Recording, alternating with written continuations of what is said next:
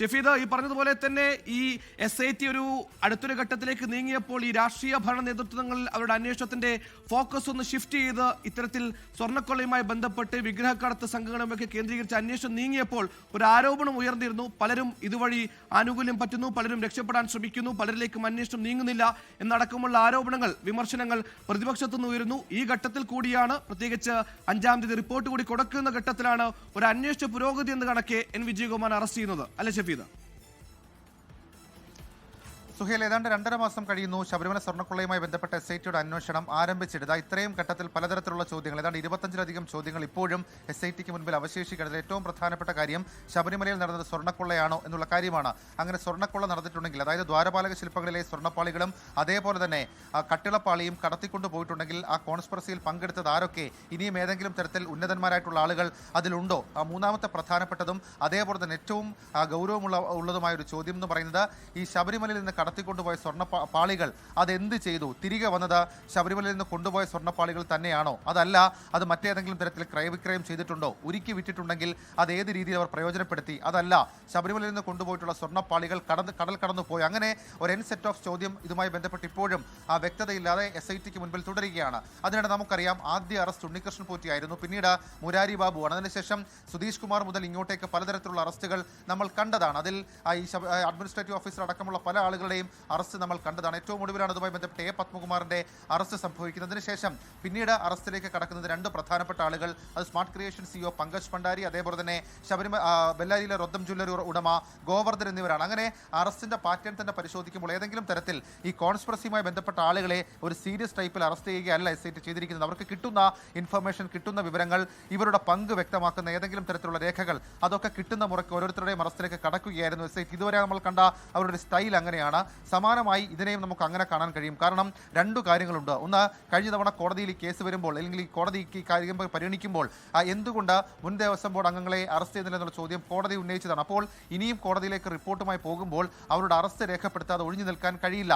ഇതിനോടകം തന്നെ ഹൈക്കോടതിയിൽ ചില പരാമർശങ്ങൾ നീക്കം ചെയ്യണമെന്ന് ആവശ്യപ്പെട്ട് മുൻ ദേവസ്വം ബോർഡ് അംഗങ്ങൾ സുപ്രീം കോടതി വരെ സമീപിക്കുന്ന സാഹചര്യമുണ്ട്. ഹൈക്കോടതിയിൽ അവരുടെ മുൻകൂർ ജാമ്യാപേക്ഷ അടക്കമുള്ള കാര്യങ്ങൾ നിലനിൽക്കുകയുമാണ്. കൊല്ലം വിജിലൻസ് കോടതിയോടുള്ള മുൻകൂർ ജാമ്യാപേക്ഷ നിലനിൽക്കുകയുമാണ്. ഏതായാലും ഈ സാഹചര്യത്തിൽ ഒരു പൊളിറ്റിക്കൽ ഇൻഫ്ലുവൻസ് എന്നടക്കമുള്ള കാര്യങ്ങൾ, പലതരത്തിലുള്ള ആരോപണങ്ങൾ അത് സമാന്തരമായി ഉയരുന്നുണ്ട്. പ്രത്യേകിച്ച് പ്രതിപക്ഷമടക്കം ഇക്കാര്യത്തിൽ പറയുന്ന കാര്യം, A. പത്മകുമാറിനെ അറസ്റ്റ് ചെയ്തിട്ടും CPM തള്ളിപ്പറയാത്തതിനടക്കം വലിയ തരത്തിലുള്ള വിമർശനം അത് പ്രതിപക്ഷം ഉന്നയിക്കുന്നത് നമ്മൾ കണ്ടതാണ്. പക്ഷേ അതിനൊക്കെ അപ്പുറത്തേക്ക് എന്തുകൊണ്ട് മറ്റംഗങ്ങളിലേക്ക് പോകുന്നില്ല എന്നുള്ള ചോദ്യത്തിന് SITയെ സംബന്ധിച്ചുള്ള അവ്യക്തത, ആദ്യഘട്ട ചോദ്യം ചെയ്യലടക്കം സഹകരിച്ചവരാണ് N. വിജയകുമാറും അതേപോലെ KP ശങ്കരദാസും. മാത്രമല്ല അവരുടെ മൊഴിയിൽ പറഞ്ഞ ഇക്കാര്യങ്ങളൊക്കെ നടത്തിയത് A. പത്മകുമാറാണ് എന്നുള്ളതാണ്. പ്രധാനമായും ഈ ശബരിമലയിലെ സ്വർണ്ണപ്പാളികൾ മെയിൻ്റനൻസ് ജോലിക്ക് വേണ്ടി പുറത്തേക്ക് കൊണ്ടുപോകുന്നത് സംബന്ധിച്ച് ആ തീരുമാനം ആദ്യം ഒരു കത്ത് രൂപത്തിൽ തന്ത്രിയുടെ ഭാഗത്തു നിന്ന് ഉയരുന്നു. ശേഷം നടന്ന പ്രോസസ്സിൽ അത് അവരുടെ ദേവസ്വം ബോർഡ് യോഗത്തിന്റെ മുൻപിലേക്ക് വരണമായിരുന്നു. അങ്ങനെ അക്കാര്യം ദേവസ്വം ബോർഡിന്റെ മുൻപിലേക്ക് വരുമ്പോൾ തങ്ങൾ പറഞ്ഞത്, അതായത് KP ശങ്കരദാസും N. വിജയകുമാറും പറയുന്നത്,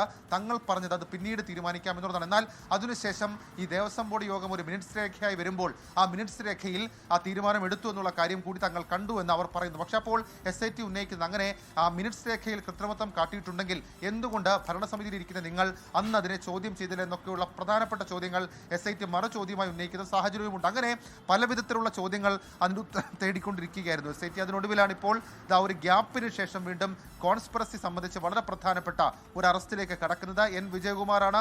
A. പത്മകുമാറിനോടൊപ്പം ദേവസ്വം ബോർഡ് അംഗമായിരുന്നയാളാണ്. മാത്രമല്ല പലതരത്തിൽ സാമൂഹിക ഇടപെടലടക്കം നടത്തിയിട്ടുള്ള ആളാണ്. നമുക്ക് ഏറെ പരിചയമുള്ള ഒരാളാണ് N. വിജയകുമാർ. ആ N. വിജയകുമാറിന്റെ അറസ്റ്റിലേക്ക് കടക്കുന്നത് SIT ആ കോൺസ്പിറസിയിലെ അന്വേഷണം ഇതുവരെയും വൈൻഡപ്പ് ചെയ്തിട്ടില്ല എന്നുള്ളൊരു സന്ദേശം കൂടി ഇതുമായി ബന്ധപ്പെട്ട് നൽകുന്നതാണ്. സുഹൈൽ, എന്തായാലും സ്വർണ്ണപ്പാളി ശബരിമലയ്ക്ക് പുറത്തേക്ക് എത്തിയതിലെ കോൺസ്പിറസിയുമായി ബന്ധപ്പെട്ട അന്വേഷണം തീരുന്നില്ല, നിലയ്ക്കുന്നില്ല എന്നൊരു ഓർമ്മപ്പെടുത്തൽ കൂടിയാണ് N. വിജയകുമാറിന്റെ അറസ്റ്റ്. നേരത്തെ എന്തുകൊണ്ട് അറസ്റ്റ് വൈകുന്നു എന്ന ചോദ്യങ്ങൾ ഉയർന്നിരുന്നു.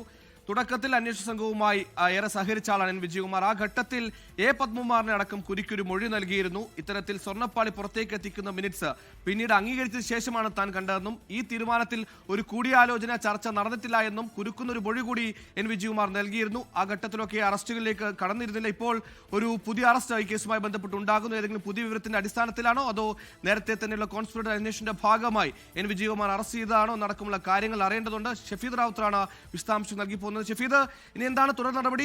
SIT ക്യാമ്പിലേക്ക് കൊണ്ടുപോയോ? അറസ്റ്റ് അടക്കമുള്ള റിമാൻഡ് അടക്കമുള്ള നടപടിക്രമങ്ങൾ ഉടൻ തന്നെ ഉണ്ടാകുമോ? സുഹേൽ, ഇന്ന് രാവിലെ കഴിഞ്ഞാണ് ഈ അറസ്റ്റുകളുടെ കാര്യമാണ് നമുക്ക് SIT-യിൽ നിന്ന് ലഭിക്കുന്ന വിവരം. മാത്രമല്ല ഇതിനോടകം ഈഞ്ചക്കൽ ക്രൈംബ്രാഞ്ച് ഓഫീസിലേക്ക് N വിജയകുമാറിനെ എത്തിച്ചിട്ടുണ്ട്. ഇനി കോടതിയിൽ ഹാജരാക്കുക, വൈദ്യപരിശോധന അടക്കമുള്ള നടപടികളായിരിക്കും ഉണ്ടാവുക.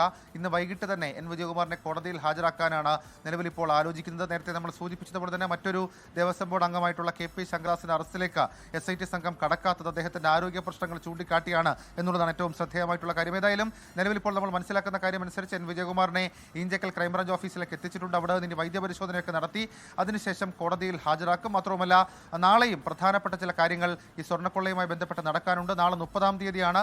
നാളെ ഈ പങ്കജ് ഭണ്ഡാരി അതേപോലെ തന്നെ ഗോവർദ്ധൻ എന്നിവരുടെ കസ്റ്റഡി അപേക്ഷയിൽ തീരുമാനമുണ്ടാകും. അതേസമയം D-മണി ഉൾപ്പെടെയുള്ളവർക്ക് ഹാജരാകാൻ നോട്ടീസ് നൽകിയിരിക്കുന്നതും നാളെയാണ്. അങ്ങനെ വളരെ പ്രധാനപ്പെട്ട നീക്കങ്ങൾ നാളെ ശബരിമല സ്വർണ്ണക്കൊള്ളയിൽ നമുക്ക് പ്രതീക്ഷിക്കാം. സുഹേൽ, ഇതിന്റെ 5-ാം തീയതി അന്വേഷണ പുരോഗതിയുമായി ബന്ധപ്പെട്ട റിപ്പോർട്ട് ഹൈക്കോടതിയിൽ സമർപ്പിക്കാനിരിക്കെ ഒരു നിർണായക അറസ്റ്റിലേക്ക് SIT കടന്നിരിക്കുന്നു.